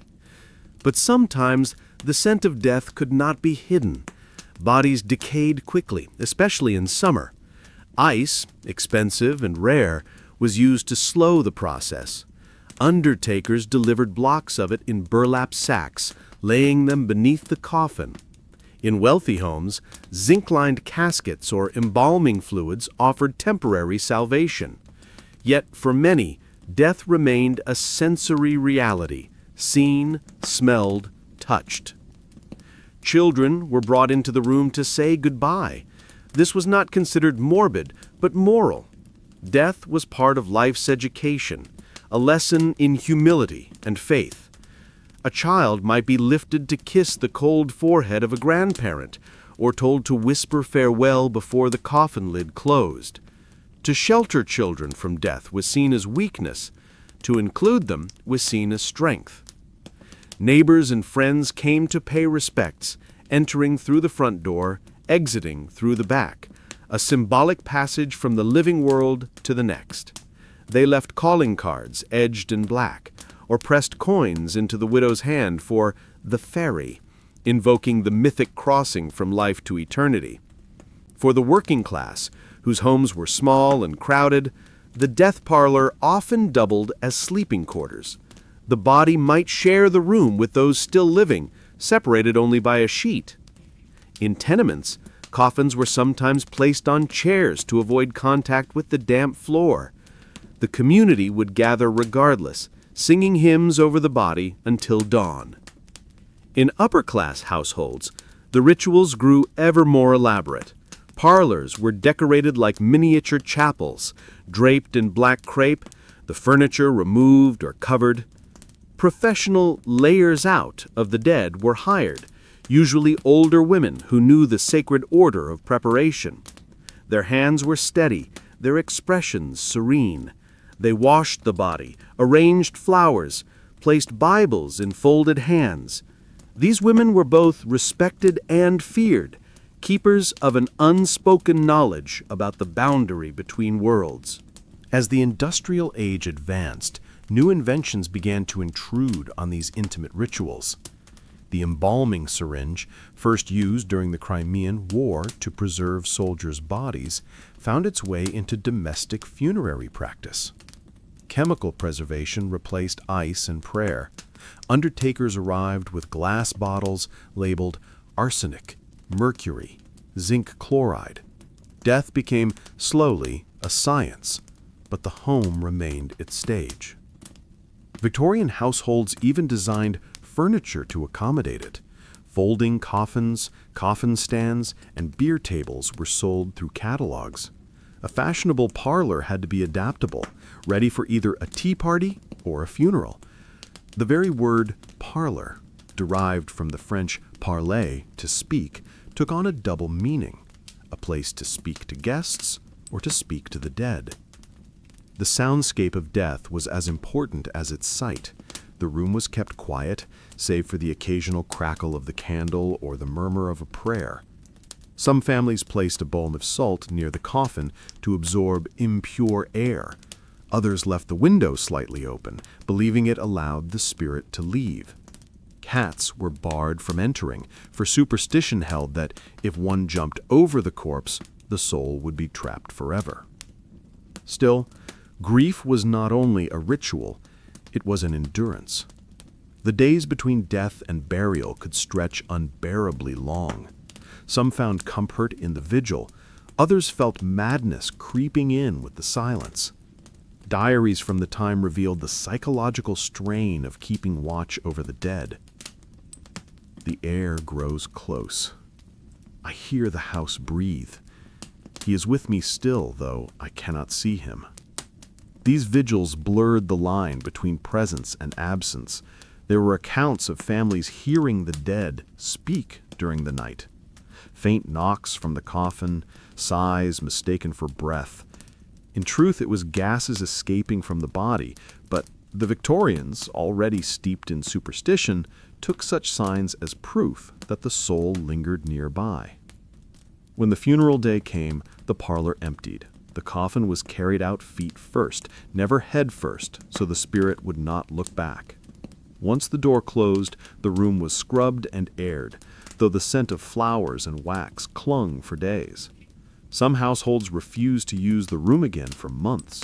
For others, the parlor's dual purpose, social and sacred, continued undisturbed, as though death had merely visited. Over time, these domestic rituals began to fade. By the early 20th century, undertakers moved the dead to funeral homes. Death left the parlor, and with it went a kind of intimacy that modern life has never quite regained. To the Victorians, the death parlor was not morbid, it was moral. It taught them to face mortality directly, to see it not as horror, but as destiny. It reminded them that love, devotion, and memory were strongest when shared beneath the same roof where life had begun. Yet there was an unspoken truth beneath all the ritual and restraint, the fear of decay. No matter how many flowers were placed or prayers whispered, the smell of mortality lingered. It was the scent of reality breaking through ceremony, a reminder that all veils eventually lift. As we leave the dim parlors behind, we follow the faintest traces of ink and tears, letters, journals, and notes written by those who mourned in silence, words that tried to bridge the distance between the living and the dead. There is something eternal in ink, a whisper that refuses to fade. In the age of black crepe and candlelight, Victorians did not only dress for mourning, they wrote it. They filled diaries, letters, and journals with words meant not for the living, but for those who had slipped into silence. These were the love letters from beyond, the final conversations of an age that refused to let go. The pen became a séance of its own. A widow, alone like candlelight, would unfold her black-edged stationery, dip her pen into ink, and begin to write. My dearest, it has been 3 months since you left me, yet I still set your place at the table. The chair remains empty, but I imagine your hand resting there, the way it used to when you listened to me speak. The words were not intended to be sent. They were offerings. Letters folded neatly and placed inside prayer books, hidden beneath pillows or tucked into drawers. Some were slipped into the coffin before burial, love notes to be read in the next world. Mourning stationery itself became part of the ritual. Envelopes edged in black, wax seals stamped with angels or urns, paper thick and soft like cloth. Even the ink was sometimes tinted gray, a symbol of muted voice. To receive such a letter was to be drawn into someone's private temple of grief. For the Victorians, writing was a way of continuing dialogue with the dead. Silence was unbearable, and so they filled it with words, daily, religiously. Diaries became confessions, a form of correspondence across eternity. A woman named Mary Godwin, whose fiancé died before their wedding, kept a journal addressed entirely to him. I write to you because it is the only way to breathe. I tell you of my days so that you may still know them wherever you are. She wrote for 6 years. Every entry began the same. My love, another day without you. There were thousands of Marys in Victorian England, women whose mourning was endless, who turned solitude into script. Some published their letters as memoirs, believing that love itself might sanctify grief. Others locked them away, their ink fading with the years until discovery long after their own deaths. Men, too, wrote to the dead, though often in more restrained tones. Fathers to lost children, sons to mothers, soldiers to fallen comrades. Yet even their words betray the same ache, a desperate need to bridge what could not be crossed. In 1872, a man named Edward Tillman wrote to his late wife on the anniversary of her death. It rains tonight, as it did that evening. I lit the candle by your photograph and spoke to it as though it were you. I fear I no longer remember the sound of your voice, but I remember your silence. These letters were never answered, of course, but sometimes Victorians claimed they were. The rise of spiritualism turned letter writing into a new kind of ritual, automatic writing. Mediums would hold pencils and allow spirits to guide their hands. The resulting scrawls were jagged, trembling, but filled with meaning for the grieving. A widow might ask her husband's spirit to sign his name, and when the pen twitched into something resembling it, she would weep with gratitude. Newspapers began printing stories of such phenomena. The Spiritualist Journal of 1874 described a séance where letters of the dead appeared in sealed envelopes, the handwriting matching that of the deceased. Fraud, perhaps, but in the dim glow of candlelight, who could tell? Belief was stronger than evidence. In truth, the Victorians were obsessed with continuity. Death interrupted conversation, and writing became the means to resume it. A letter to the dead was not madness, it was etiquette of the soul. Some took the practice further still. There were reports of women placing letters inside coffins, not only for loved ones, but for those they had wronged. Messages of apology, confessions, or forgiveness, folded and sealed beneath the body's hands. In the cemetery at Highgate, one undertaker told of finding a note addressed to "my beloved, who knows all now." Others burned their letters after writing, believing the smoke carried the words upward. The air above Victorian London, heavy with soot, was also heavy with prayers, apologies, and endless longing. For those unable to write, grief found other languages: music boxes that played a favorite tune, portraits kissed until the paint wore away, pressed flowers from graves kept inside Bibles. But the written word had a permanence that soothed, proof that memory could outlast flesh. The postal service itself became entwined with mourning. Death notices were sent on black-bordered envelopes, and families sometimes received letters announcing loss days before the telegram arrived. To see the black edge was to know before reading. To write upon it was to participate in the collective performance of sorrow. Etiquette books even advised how to compose letters of condolence, what words to use, what tone to adopt. Too little feeling was cold, too much was improper. The best letters were those that wept quietly on the page.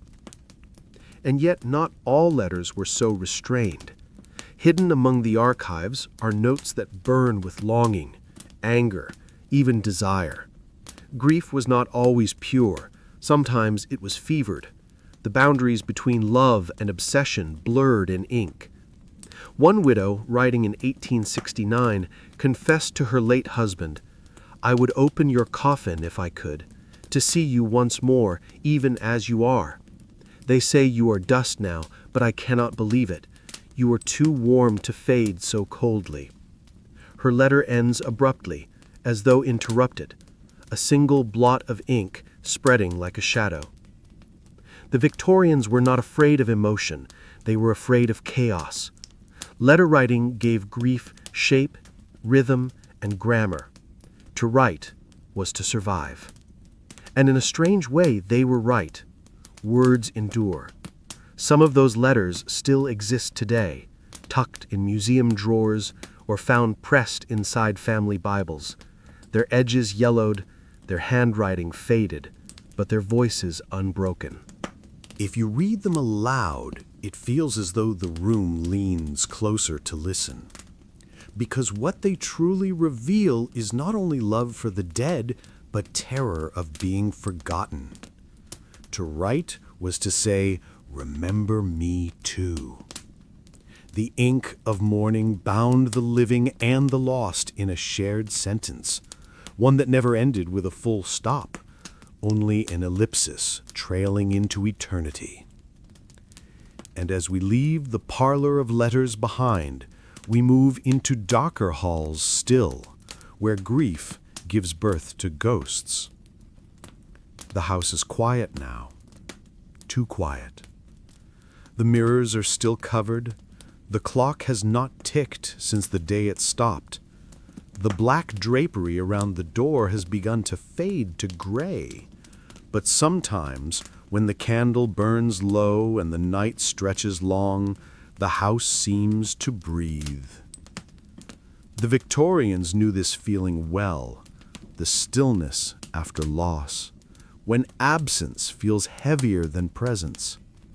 They lived surrounded by death, but they were haunted not by corpses, by memory, by love that refused to die.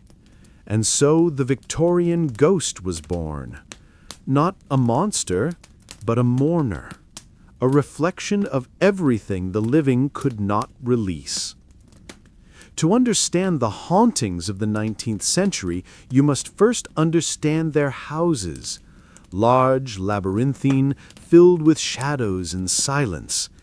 Gas lamps flickered, coal fires hissed, curtains hung heavy, trapping the scent of decay and perfume alike. It was in these spaces between flicker and stillness that the dead were said to linger. A closed door, a cold patch on the stair, a sigh in an empty room. The Victorians did not dismiss these things as coincidence. They saw them as communication, subtle, sorrowful reminders that love had crossed the threshold between worlds. Grief, for them, was not separation, it was coexistence, and their rituals meant to honor the dead often invited them to stay. Covered mirrors prevented spirits from being trapped, but also left them free to roam. Candles were lit at all hours, guiding souls toward peace, or perhaps keeping them near.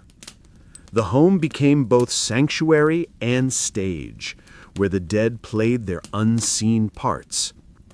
Diaries and letters of the time are filled with accounts of hauntings that were less terror than tenderness. A widow in Bath wrote in 1871, "Every evening, at dusk, I hear the faintest creak of his chair by the fire. The dog lifts its head, as though expecting him. I do not fear it. I could not." A mother in Yorkshire described feeling her daughter's hand on her hair as she wept. "It was warm," she said, "warmer than my own heart." Such stories were common, accepted, even cherished. The Victorians did not ridicule ghosts, they pitied them. To be a ghost was to be trapped between love and release, unable to leave because the living refused to let go. Writers and poets gave voice to this liminal world. Charles Dickens filled his tales with restless spirits, from Marley's ghost in A Christmas Carol to the mournful phantoms of the signalman. Elizabeth Barrett Browning wrote of souls lingering for love's sake, and the Bronte sisters, steeped in the loneliness of the Yorkshire moors, wrote ghosts that were not evil, but yearning. It was Wuthering Heights, perhaps, that captured it best. Catherine's voice crying through the window, her ghost demanding entry. "Let me in, I'm so cold." That line echoed through the hearts of Victorian readers because it was not merely supernatural, it was familiar. Who had not, in grief, wished the dead would return just once more? But grief's door swings both ways. In many homes, mourning became obsession. The bereaved slept in the beds of the dead, spoke to their portraits, preserved their rooms untouched. They waited for signs, a flicker of light, the scent of a favorite flower, a whisper in the corridor, and soon the signs came. At least, they believed they did. The booming trade of spiritualism turned private hauntings into public spectacles. Parlors across London hosted séances, table turning, and ghost photography. Mediums promised contact with the dear departed. But even in homes without séances, the boundary between presence and absence grew dangerously thin. Some historians call it grief-induced haunting. The human mind, starved for connection, creates the echo it longs to hear. A door creaks in the night. It must be him. A chill passes through the room. It must be her. The subconscious becomes the spirit. But for the Victorians, such reasoning was irrelevant. They didn't care whether the ghost was real or imagined. What mattered was that the conversation continued. And in the glow of candlelight, the ghost became comfort, proof that love transcended the grave. And yet, not all hauntings were kind. In letters and local papers, darker tales appeared, of mirrors that refused to stay covered, of portraits falling from walls, of rooms that grew inexplicably cold. One account from a house in Hampstead tells of a widow who saw her husband's face reflected in the window night after night until she finally shattered the glass. Another describes a nursery where toys moved on their own, long after the child had been buried. Were these hauntings or hallucinations shaped by grief? Perhaps both. The Victorians walked a fine line between devotion and delirium.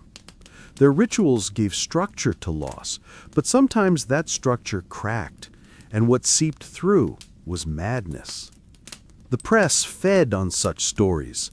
The illustrated police news, always hungry for sensation, printed tales of mourning apparitions and widows visited by the departed. Mediums claimed they could exorcise restless spirits for a fee.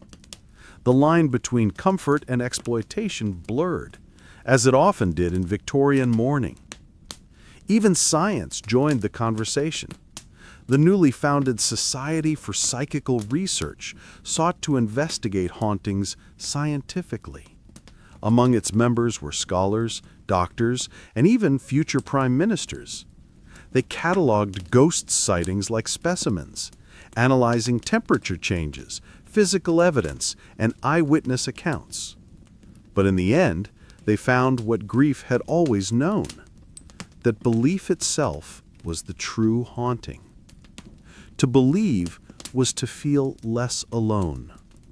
The Victorian home, with its dark draperies and hushed halls, became a metaphor for the human mind. Rooms filled with memories, doors that creaked open when least expected. The ghost was not always an intruder. Sometimes it was a reflection. And perhaps that was the secret all along. The Victorians didn't summon the dead. They summoned themselves, their love, their guilt, their fear of being forgotten. Because to forget the dead was the greatest sin of all. Even today, when you walk through an old English house, you might feel it, that weight in the air, that faint echo of steps behind you. It's not the sound of the supernatural. It's the residue of love condensed into silence. The Victorians left it behind in every brick, every letter, every photograph. Their ghosts are not gone. They have merely grown quiet. As we leave their haunted parlors behind, we follow the procession into the graveyards and marble cities they built for their dead. The final stage of mourning turned into architecture. By the late 19th century, death had a price tag, and business was booming. What began as quiet ritual inside the home had expanded into a vast, organized industry. Undertakers became entrepreneurs. Coffin makers became merchants of art. Cemeteries became corporations, and grief became a currency that never stopped circulating. Victorian England had made mourning not just a moral duty, but a market, and the market was insatiable. Before the Victorian age, death was handled within the family or by the local parish. Bodies were buried simply, sometimes in linen shrouds, sometimes in shared graves. There were no catalogs, no options, no upsells, only necessity. But as urbanization swelled and the middle class rose, death demanded dignity, or at least the appearance of it. Families who had clawed their way out of poverty wanted to prove their respectability, even in grief, and so they spent. Enter the undertaker, the new professional of death. Once a carpenter or joiner, the undertaker became the master of ceremonies, part craftsman, part showman, part businessman. He handled everything, washing the body, arranging the funeral procession, designing the coffin, printing the mourning cards. His shop window displayed the latest coffin models and accessories, brass nameplates, silk linings, handles shaped like angels. Trade magazines like The Undertaker's Journal advertised superior black horses, Italian velvet caskets, and genuine jet ornamentation. Coffin manufacturers offered discounts for bulk orders. There were even traveling salesmen, agents of the afterlife, who carried catalogs of mourning goods from town to town. Every part of death could now be ordered, priced, and delivered. As churchyards overflowed, Victorian cities faced a grim dilemma: where to put their dead. The answer came in the form of the garden cemetery, a new romantic vision of burial grounds that combined architecture, landscaping, and profit. Places like Highgate Cemetery in London, Kensal Green, Brompton, and Abney Park became the crown jewels of Victorian mourning. Built on the outskirts of the city, these cities of the dead were designed like parks, with winding paths, marble statues, and elaborate tombs. Families bought plots as they might buy real estate, investing not only in rest, but in reputation. The dead had addresses. The wealthy had avenues lined with mausoleums. The poor had common graves. Class survived even beneath the soil. Cemetery companies sold eternal peace on installment plans. For a price, you could ensure perpetual care of your plot, maintenance, flowers, even annual cleanings. It was the Victorian dream of order and permanence, extended into eternity. Visitors came to stroll the paths on Sundays, picnicking among the tombs. Mourning became recreation, the graveyard an art gallery of sorrow. Meanwhile, in London's bustling shopping districts, entire buildings were devoted to grief. Jay's Mourning Warehouse on Regent Street was the Harrods of sorrow, a palace of black silk and solemn luxury. Its advertisements promised complete mourning apparel for every circumstance of affliction, from deep widow's mourning to half-mourning for distant cousins. Inside, attendants helped clients select garments according to etiquette charts. There were mourning fans, parasols, veils, gloves, and jewelry. Even children's toys were made in black. The store's motto, "Everything suitable for the bereaved." Competitors sprang up everywhere. Peter Robinson's, Shoolbred's, and Crepe & Sons, each offering rapid mourning services for those whose grief required immediate display. The business model was simple. Grief was temporary, but style was eternal. For those unable to afford new wardrobes, rental services appeared. Mourning clothes could be rented by the week, washed and passed on to the next bereaved soul. It was a cycle of sadness and commerce, a marketplace where tears were measured in profit. As the funeral trade grew, so did its reach. The introduction of the railway hearse allowed bodies to be transported across the country. Now, even in death, one could return home. For the first time, distance was no obstacle to reunion with family graves. Funeral tickets were issued by rail companies, small embossed cards granting passage to the mourners and the coffin alike. The rich traveled in first class, the poor in freight cars. Death, it seemed, had seating arrangements. Undertakers coordinated the logistics with military precision.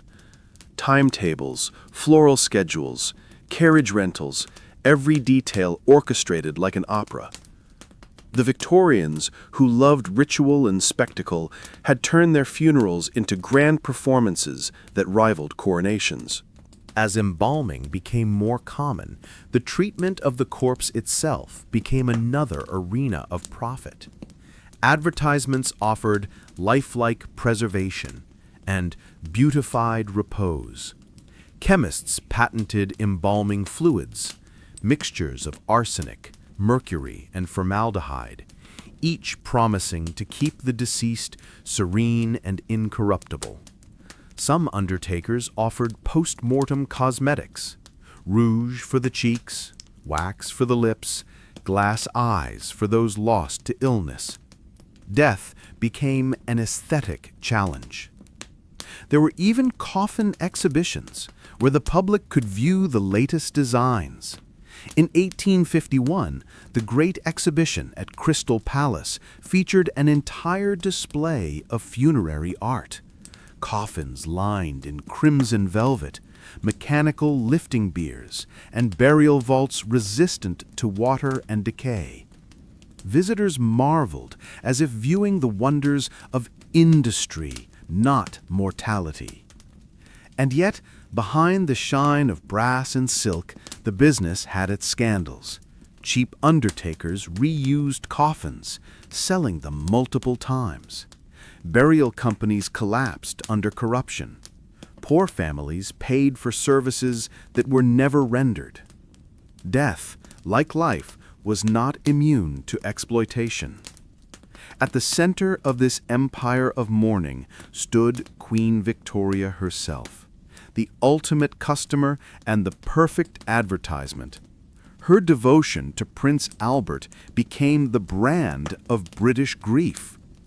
Her endless mourning, black dresses, veils, portraits, memorials, created a national model. Merchants sold Albert memorial wreaths and royal widow veils. Even decades after his death, her mourning influenced fashion, art, and etiquette. Her sorrow was sincere, but its public display became a template for consumption. She made mourning fashionable, respectable, profitable, and enduring. By turning grief into industry, the Victorians found a way to control what terrified them most: chaos. To die was to disappear, but commerce gave that disappearance structure. There was comfort in invoices and timetables, in catalogs and coffins. They built systems for eternity, and perhaps, in doing so, made peace with the inevitable. The cemeteries filled, the mourning warehouses thrived, undertakers prospered. But beneath it all lay the same question whispered at every bedside, every graveside, every counting house of the dead. What happens next? Because for all their rituals, the Victorians were not content with eternal rest. They still searched for eternal connection, for proof that love and soul survived the grave. And so, as the century waned, mourning turned inward. The veils lifted, the rituals softened, but the fear and fascination with death endured. As we leave the city of coffins and commerce behind, our story moves toward its final veil, toward the fading of an era and the ghosts it left behind. It begins with color. A single thread of lilac ribbon stitched at the hem of a widow's dress, a gray bonnet worn on a Sunday, a mauve flower pinned discreetly to a shawl. To a passing stranger, these details meant nothing, but to a Victorian observer, they meant everything. They were signs of surrender. By the final decades of the 19th century, the strict rituals of mourning, the veils, the etiquette books, the endless black crepe, began to unravel. The last veil was falling, and with it fell the empire's long romance with death. For nearly half a century, Britain had lived under the shadow of its grieving queen. When Prince Albert died in 1861, Victoria draped not only herself, but an entire nation in mourning. Black became not just the color of loss, but of loyalty. For 40 years, she refused to set it aside. Her face, veiled and solemn, became the moral compass of an empire that equated grief with virtue. But when Victoria herself died in 1901, the age of mourning died with her. Her funeral, magnificent, stately, and drenched in symbolism, was not draped in black. By her own wish, she was buried in white, beside the man she had mourned for so long. White horses drew her coffin, white flowers surrounded her body. It was as if the age of sorrow had exhausted itself, leaving behind a strange, fragile peace. Across Britain, her subjects felt the shift. The nation that had once measured its emotions in months of crepe began to breathe again. The new century brought change that could not be veiled. Electricity replaced gaslight. Cities grew taller, brighter, noisier. The machine age did not pause for mourning. There were no rules for grief in a world ruled by factories and clocks. The etiquette books that once dictated every breath of bereavement began to gather dust. Newspapers mocked them as relics. The Morning Post published an editorial titled "The Tyranny of Black," urging readers to lay aside the outward show of mourning and return to life. Even the great mourning warehouses of London, Jay's, Shoolbred's, and Crepe and Sons, saw sales decline. Their elaborate window displays of black lace and veils gave way to colored fabrics. Mourning departments shrank, then disappeared altogether.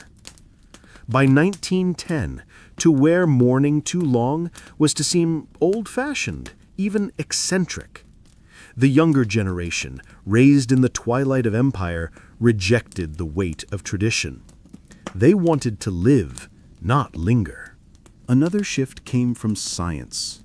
The world that once sought comfort in séances and spirit photographs turned instead to microscopes and machines. Psychology, still young, offered explanations for hauntings and visions once attributed to ghosts. "It is not the dead who return," wrote one doctor in 1908, "but the mind that refuses to let them go." Grief was recast as a condition to be treated, not a sacred duty to perform. Doctors prescribed rest, travel, distraction, anything to break the cycle of mourning. Women were advised to remove their veils and re-enter society for the sake of health. The supernatural, once entwined with mourning, began to retreat to fiction. The ghost stories of Henry James and M.R. James replacing the true accounts of earlier decades. The Victorians had tried to make peace with death by bringing it into their homes. The modern age banished it to literature and hospitals. Yet for some, the end of mourning brought not relief, but loss of purpose. Thousands of women who had lived half their lives behind black veils found themselves exposed to a world that had moved on without them. One widow, interviewed in 1912, confessed, "When I take off my veil, I feel as though I am undressed before the world. I have no place in it, neither with the living nor with the dead." These women had been trained to express devotion through restraint, to make sorrow their identity. Now, the world called them melodramatic relics. Their grief, once admired, had become embarrassing. Some clung to the old ways in private, keeping portraits covered, setting a place at the table for the departed, writing letters that would never be sent. But outside, they were ghosts among the living. The decline of mourning etiquette also marked the fall of a moral economy built around it. Undertakers, florists, photographers, and textile merchants who had grown rich from grief now faced a world with new priorities. In 1905, the Times reported that the mourning trade suffers as our sympathies have become less ceremonious. The phrase was telling. Mourning had been an industry of ceremony, not emotion. When ceremony faded, so did profit. Funerals became simpler.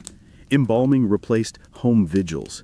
The ornate horse-drawn hearses gave way to motorized vehicles. The funeral procession, once a grand parade of social status, shrank to a handful of family members walking quietly behind a car. And for the first time, cremation emerged as an acceptable alternative to burial. The Cremation Society of Great Britain, founded in 1874, had long been viewed with suspicion. Burning the body seemed pagan, even sacrilegious.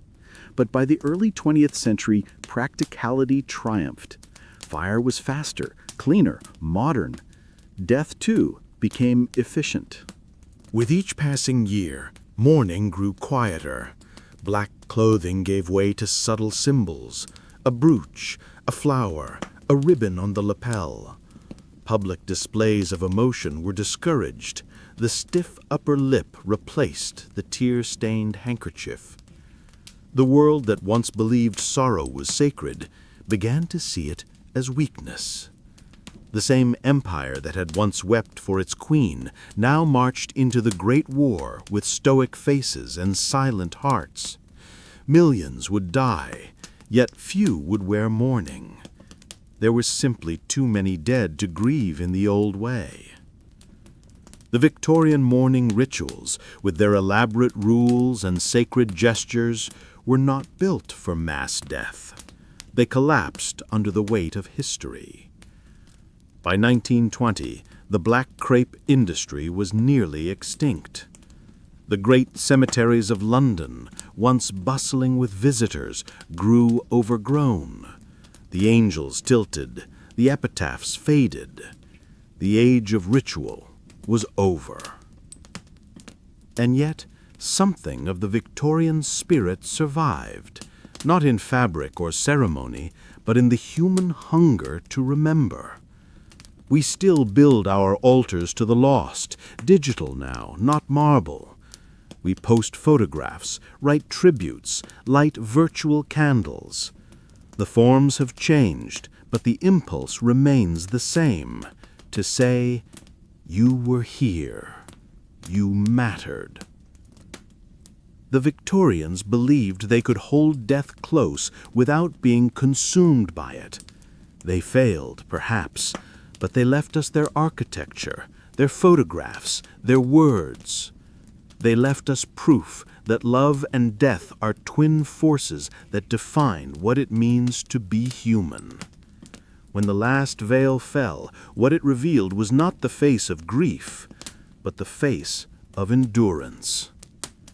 Now, as the lamps of the Victorian age flicker out, one question remains. Why does their darkness still fascinate us? Why, more than a century later, do we still peer through the lace and the candlelight, seeking something of ourselves in their sorrow? The house is empty now. The veils have been lifted, the flowers have withered, and the candles have long since burned away. The black silk has faded to gray, the photographs have curled at the edges, and the voices that once filled these rooms are gone. And yet, the air still remembers. There's something about the Victorian obsession with mourning that refuses to die. We may laugh at the excess, recoil at the morbidity, or pity the repression. But somewhere, deep down, we recognize it. We too still fear loss. We too still crave remembrance. Because the truth is this: the Victorians never truly vanished.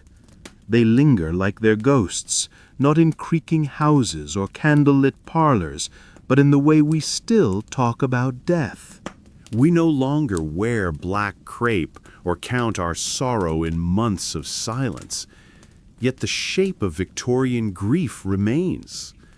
Every time we frame a photograph of the departed, Every time we visit a grave with flowers, every time we whisper a name long after it's gone, we echo them. Their mourning rituals may seem strange now, but they were born from love, not morbidity. They lived in a time when death came often and swiftly. It knocked at every door, crept through every nursery. To ignore it was impossible, so they learned to live beside it. The Victorians believed that death could be managed, domesticated, even beautified. They sought meaning in control, in lace and ink and etiquette. We, in our modern world of hospitals and crematoriums, do the opposite. We hide death behind curtains and euphemisms. We don't say died, we say passed. We tuck it away, quiet, clinical, unseen. But in doing so, have we lost something? They faced what we feared to name. They touched it, painted it, photographed it, dressed it in silk. They mourned openly and obsessively, yes, but they mourned. Even now, the image of Queen Victoria haunts the collective memory, veiled, solemn, forever grieving. She became the high priestess of sorrow, turning personal pain into national theater. Her black gown, her portrait beside Albert's empty chair, her refusal to rejoin the living, all of it became the template for how to love in loss. And while time has softened her image, there's something in it that endures. Every widow who keeps a photograph on her nightstand, every man who still speaks to a headstone as though it listens, every child who grows up in the shadow of an absent parent, they are all descendants of Victoria's long vigil. Her grief made death visible, and in doing so, she made it human. Today, the remnants of that age lie behind glass. In museums, we see their relics, hair woven into brooches, post-mortem photographs framed in silver, letters written in fading ink. We call them curiosities. We forget that each one was a heartbeat. A locket of hair once warmed by a mother's hand. A photograph once kissed before sleep. A letter once held to the chest, trembling. They remind us that mourning was once a language, tactile, visible, and shared. A lock of hair was not macabre, it was mercy. It said, "I cannot keep you, but I can keep this." Our world has grown louder, faster, brighter, but not less haunted. We have simply built new parlors for the dead. They are digital now. Scroll through social media after a tragedy, and you'll see it. Pages turned into memorials, timelines filled with tributes, photos posted year after year like vigil candles. These are our mourning rituals, public yet personal, fleeting yet eternal. We no longer write on black-edged paper, but we still write. We no longer sit in candlelight, but we still speak to shadows glowing from screens. We are still the same creatures, whispering through the dark. Do you remember me? I remember you. And somewhere, the Victorians might smile, because what they feared most, being forgotten, is what we still fear too. It's easy to see the Victorians as morbid, even obsessive, but perhaps they understood something we've forgotten, that beauty and death are not opposites. The black dress, the polished coffin, the carved angel, the pressed flower. All of it was an attempt to find grace in the inevitable. They believed that if death must come, it should come beautifully. We, who rush past it with nervous jokes and antiseptic rituals, have perhaps made it uglier by pretending it doesn't exist. The Victorians, for all their sorrow, looked death in the face and answered with art. When the last veil fell, when mourning became unfashionable, when grief was confined to silence, something precious vanished with it. Not the rituals themselves, but the courage they represented, the courage to grieve publicly, to admit love's persistence, to say, "I will not forget you." Perhaps that is the lesson their ghosts leave us, not to copy their customs, but to reclaim their honesty, to allow sorrow to be visible again, to make room for remembrance in a world too hurried to mourn. Because mourning, at its heart, is not about death. It's about love. Love so stubborn it refuses to vanish. Love that insists on staying, even when breath is gone. The house is quiet again. The curtains are open now. Light spills across the dust and the faded photographs. Somewhere, a clock ticks, the first sound of time moving forward. The room, for so long a tomb of memory, begins to breathe once more. But the past is not gone. It lingers, faint as perfume, soft as the brush of lace. The Victorians are still with us, in every ritual of remembrance, every whispered name, every photograph we cannot delete. Their mourning haunts us still, not as ghosts, but as a mirror. And if you look closely in that mirror, you might see your own reflection staring back.